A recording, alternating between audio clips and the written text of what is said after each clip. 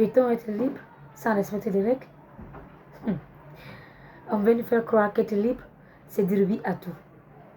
Oui à la loi, oui aux règles, oui toujours oui. Mais moi, je dis non. L'homme n'est libre.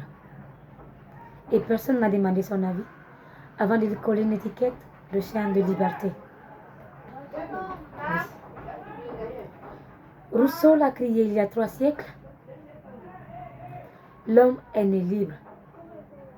Et partout, il a de les faire. Vous l'avez bien entendu au premier. L'homme est né libre. Ces faire ne viennent qu'après. Ces faire, c'est la société qui les impose au lieu de l'offrir.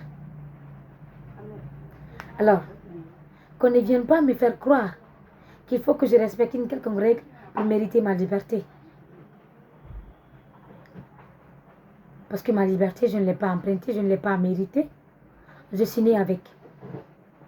Et qu'on ne vienne pas me dire, ou bien me parler d'une règle comme si elle était sacrée. L'esclavage est une règle. La ségrégation est une règle. Interdire aux femmes de voter, de travailler, de penser, quelquefois de vivre, était aussi une règle. Fallait-il s'incliner? Fallait-il applaudir? Fallait dire non. Non. Regardez Mandela. 27 ans de sa vie passé en prison. On lui a pris sa liberté de mouvement, mais pas sa liberté d'homme. Parce que la vraie liberté se trouve ici, la main sur le cœur, et là, la main sur la tête. Et surtout, il faut arrêter de confondre liberté et obéissance aveugle.